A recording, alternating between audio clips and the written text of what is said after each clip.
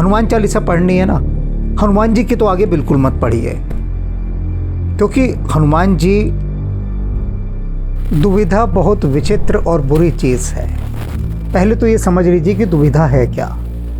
जब हमारे सामने दो विकल्प होते हैं, ऑप्शन, इसे करें या इसे करें, और दोनों ही करने बहुत ज़रूरी लगते हैं, तो तब एक दुविधा उत्पन्न होती है कि दोनों में से एक किसे चुनना है।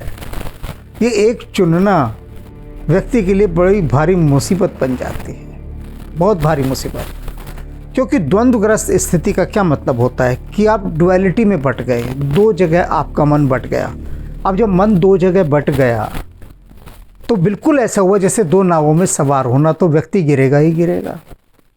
तो ऐसे ही अनेक भक्त कई बार द्वंद्वग्रस्त हो जाते हैं। अभी एक भक्त का द्वंद्व आया है, सुनिए और सुन के उसका रस लीजिए, मज़ा लीजिए, और उसका जो मैं उत्तर दूंगा, जो उत्तर दूंगा, चलो जो दूंगा वो बाद में दूंगा, पहले द्वंद्व सुनते हैं क्या है।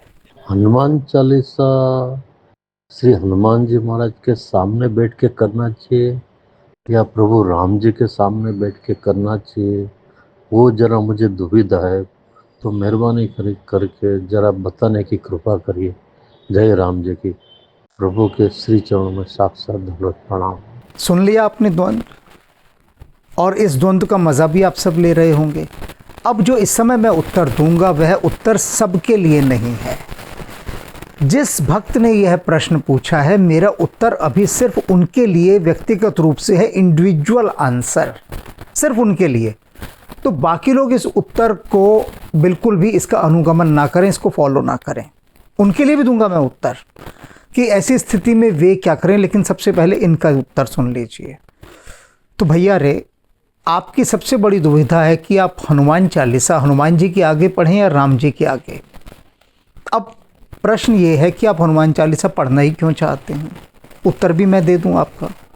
इसलिए पढ़ना चाहते हैं कि हनुमान चालीसा से आपके बिगड़े हुए काम बन जाएं, सुख समृद्धि प्राप्त हो, शांति प्राप्त हो, इत्यादि इत्यादि। अर्थात कुछ न कुछ कामना है, तभी हनुमान चालीसा आप पढ़ रहे हैं। अब आपको चाहिए इसका जल्दी रिजल्ट, तत्काल फल चाहिए। तो अब मन कहता है कि किसके आगे पढ़ा जाए, हनुमान जी के आगे पढ़ी जाए हनुमान चालीसा या राम जी के आगे। अब उसे समझ ही नहीं आ रहा। अब इस ना समझी के अंदर वह कितनी भी हनुमान चालीसा पढ़े वो किसी को नहीं लगेगी। क्यों नहीं लगेगी? क्योंकि मन ने कोई एक अपना लक्ष्य तो चुना नहीं ना। अब ना हनुमान जी को पता लगेगा कि किसके लिए पढ़ रहा है, ना राम जी को पता लगेगा। अब दोनों ही एक दूसरे का मुंह ताकेंगे कि भैया ये पढ़ तो रहा है हनुमान चालीसा, पर इसने ये तो बताया नहीं किसके लिए पढ़ रहा है। तो इसी के लिए कि दोनों में से एक जने को समझ में आ जाए कि किसके लिए पढ़ी जा रही है, इन्होंने अपना द्वंद्व मेरे सामने रखा। तो अब आप सुन लीजिए, फिर कह रहा हूँ ये उत्तर औरों के लिए नहीं है कि सुबह सुबह उठते ही तो आप राम जी के आगे हनुमान चालीसा पढ़ा करें, कहकर पढ़ें कि राम जी, ये जो आपके सेवक हैं, ये जो रामदूत हैं, जो हर समय आपकी सहायता के लिए तत्काल खड़े रहे और जो रामकाज करीबे को आतुर हैं, वे आपके भक्त हनुमान जी, जिनके लिए आपने विनय पत्रिका में भी कहा है कि हनुमान के लिए की गई प्रत्येक स्तुति, प्रत्येक भोग, प्रत्येक चढ़ावा, प्रत्येक सेवा मुझे ही प्राप्त होगी। तो लीजिए, मैं आपके सामने हनुमान चालीसा पढ़ रहा हूँ, आप भी सुनिए और मज़े लीजिए। ये तुलसीदास जी ने लिखी थी, ये भी बता देना राम जी को, क्योंकि उनको पता ही नहीं, इतने काम होते हैं उनको क्या पता किसने लिखी हनुमान चालीसा। तो ये भी आप बता देना कि ये तुलसीदास जी द्वारा रचित हनुमान चालीसा है, और हनुमान जी आपके भक्त हैं, आपके दूत हैं, आपके सेवक हैं, और सदा आप में मन लगाने वाले हैं। उन हनुमान जी की ये चालीसा है। तो हे राम जी, ज़रा आप ध्यान से सुनिएगा, और इसको सुनने के बाद जो भी मुझे पुरस्कार देना हो, जो भी इनाम देना हो, जो भी मुझे फल देना हो मेरे बिगड़े कामों को तत्काल बनाने का, वो तत्काल दे दीजिएगा, देर मत कीजिएगा। क्योंकि आप तो शाश्वत हैं, सदा रहने वाले हैं। हम मनुष्य हैं, छोटा सा जीवन लेकर आए हैं, तो देर ना कीजिएगा प्लीज़। अंग्रेज़ी में भी बोल देना, क्योंकि प्लीज़ जब कोई कहता है तो ज़्यादा बात सुनी जाती है। कृपया बोलेंगे तो लोग कहेंगे कि देखो ये घटिया मेंटेलिटी का आदमी है, पिछड़े वर्ग का है, क्योंकि हिंदी बोलने वाले को जो ज़्यादातर लोग हैं वो बड़ी नीची दृष्टि से देखते हैं। तो राम जी को प्लीज़ भी कह दीजिएगा। अब आते हैं शाम का समय। तो शाम को संकट मोचन हनुमान जी के आगे हनुमान चालीसा पढ़िए। उनको कहिए कि हनुमान जी अपना ध्यान बाकी सब जगह से हटा दीजिए और केला वेला कुछ मत रखना हनुमान जी के आगे, नहीं मन केले पे लगा रहेगा। आपकी हनुमान चालीसा बेकार जाएगी एकदम। ना बूंदी ना गुलदाना कुछ नहीं रखना हनुमान जी के आगे। कहना पहले हनुमान चालीसा सुनिए, सुनने के बाद आपको मिलेगा जो कुछ मिलेगा रिफ्रेशमेंट, चाहे तो केला मिले, बूंदी मिले, जो भी आपके पास हो वो अर्पित कर दीजिएगा, लेकिन पहले। और हनुमान जी बड़े सरल हैं, बड़े भोले बच्चे हैं, वो मान जाएंगे तत्काल कि भाई यहाँ पहले ये मुझे हनुमान चालीसा सुना दे, उसके बाद तो मुझे केला इत्यादि मिलेगा ही फल। तो शाम को इस तरह से आपके हनुमान जी के 2 पाठ हो जाएंगे हनुमान चालीसा के। एक तो सुबह हो गया राम जी के लिए और एक शाम को हो गया हनुमान जी के लिए। और हनुमान जी राम जी से मिलते हैं, जब मिलेंगे तो राम जी कहेंगे कि हनुमान तुम्हारा एक भक्त आया था और कोई तुलसीदास हैं, शायद तुमने कभी जिक्र भी किया था, उन्होंने तुम्हारे ऊपर एक हनुमान चालीसा लिखी है, मुझे सुनाई, बड़ी अच्छी लगी भाई, बहुत बढ़िया हनुमान चालीसा। तो हनुमान जी कहेंगे कि हाँ, शाम को वो मेरे पास भी आया था, उसने कहा था पहले हनुमान चालीसा सुनो, बाद में मैं कदली फलम दूंगा, यानी केला भी दिया, बूंदी का प्रसाद भी दिया, फिर गुलदाना भी दिया, तो मैं तो शाम को रोज़ उससे हनुमान चालीसा सुनने जाऊंगा। तो आपका द्वंद्व मैंने दूर कर दिया। सुबह राम जी के आगे सुनाइए, शाम को हनुमान जी के आगे 2 बार हनुमान चालीसा, तीसरी बार पढ़ने की ज़रूरत नहीं है। दोपहर को अपना ऑफिस दफ्तर दुकान जो वो काम कीजिए, ऑफिस जाने से पहले, दुकान जाने से पहले राम जी के आगे, और लौट कर आने के बाद हनुमान जी के आगे। अब बाकी लोगों के लिए उत्तर, ये तो इनका उत्तर था, किसी और का नहीं था। बाकी लोगों के उत्तर कि जब भी हम कोई पाठ करते हैं, कोई स्तुति करते हैं, तो मन में एक ये आता है कि हम किसके आगे, किसके सामने करें। सामान्यतः तो यही होता है कि प्रत्येक भक्त अपने इष्ट देव के आगे मंत्रोच्चारण करता है और अपने इष्ट देव से संबंधित ही करता है। अब जैसे कोई दुर्गा का भक्त है, वो दुर्गा सप्तशती ही पढ़ेगा, या दुर्गा से संबंधित अनेक स्तुतियाँ वो सिर्फ दुर्गा के आगे पढ़ेगा। और यदि कोई हनुमान जी का भक्त है तो वो हनुमान चालीसा, बजरंग बाण इत्यादि इत्यादि जो हनुमान जी से संबंधित चीज़ें हैं। ऐसे ही राम का भक्त, कृष्ण का भक्त इत्यादि जो जिसके भक्त हैं, वे उन्हीं के सम्मुख उन्हीं से संबंधित स्तुतियाँ या मंत्र इत्यादि का जाप करेंगे। सभी मीराबाई की तो तरह नहीं है कि मीरा कृष्ण भक्त थी और गाती क्या थी, पायो जी मैं तो राम रतन धन पायो, वस्तु अमोलक दे मेरे सतगुरु, कृपा कर अपनायो, पायो जी मैं तो राम रतन धन पायो। और अनेक भक्त हैं, वो द्वंद्व से घिर गए, कंफ्यूज हो गए, भ्रमित हो गए कि अरे रे मीरा है, मीरा तो राम का नाम कैसे लगी, तो उन्होंने राम को निकाल दिया वहाँ से। क्या कर दिया, पायो जी मैं तो नाम रतन धन पायो।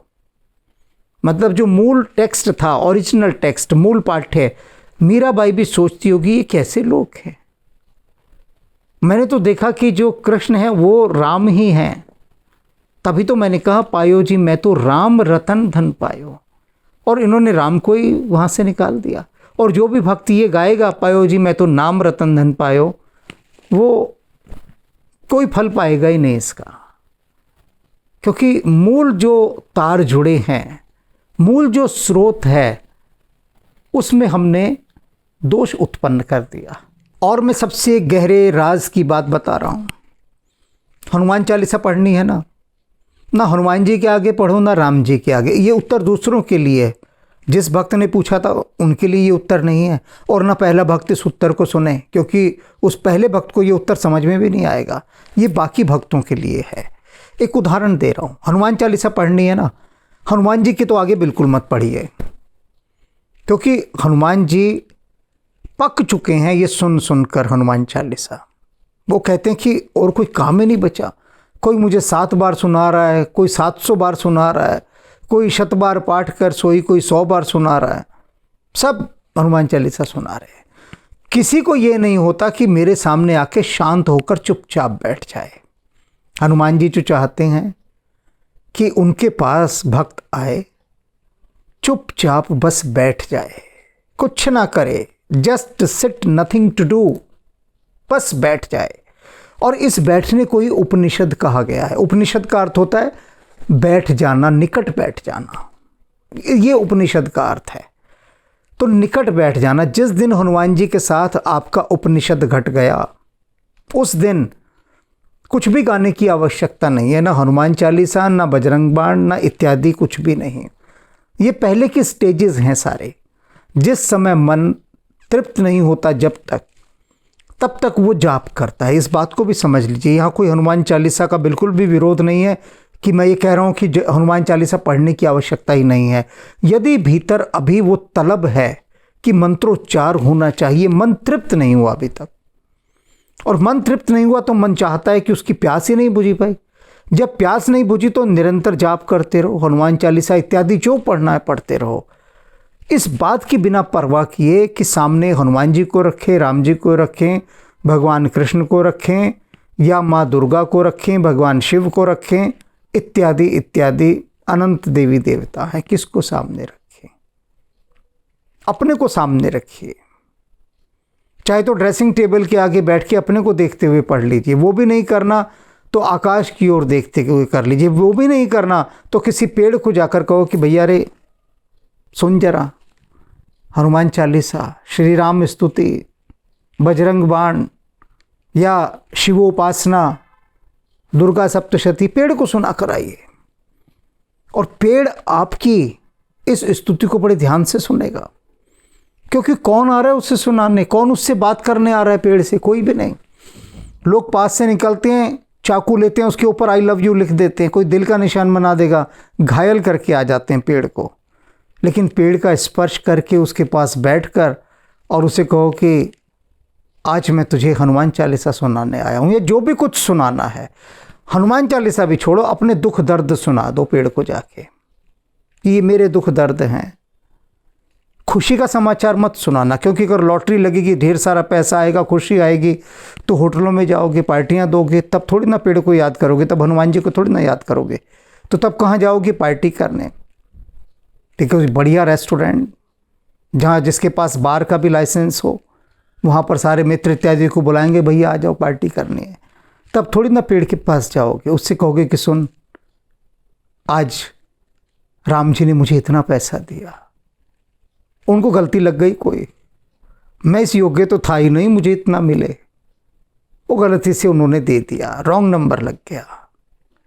क्योंकि जब वो परमात्मा हमसे छीनता है तो हम उसे गालियाँ भी तो जम जम के देते हैं कि हमने तेरा क्या बिगाड़ा था, तुझे हम ही मिले थे क्या अत्याचार करने के लिए, और न जाने क्या क्या सुनाता है मनुष्य। तो वृक्ष सबसे अच्छे हैं।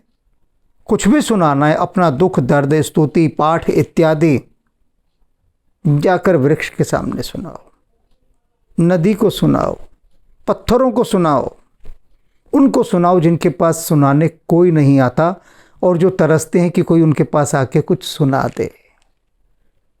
और मैं सच कह रहा हूँ, अगर ऐसा किया तो ये जो सुनाना है ये सुनवाई बन जाएगा और वहाँ बात सुनी जाएगी।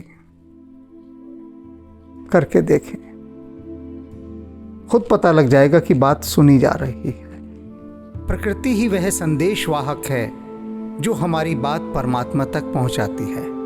और जिस दिन आप प्रकृति के साथ तादात्म्य स्थापित करना सीख गए, समझ लीजिए उस दिन आपकी बात राम तक पहुंचनी आरंभ हो गई है।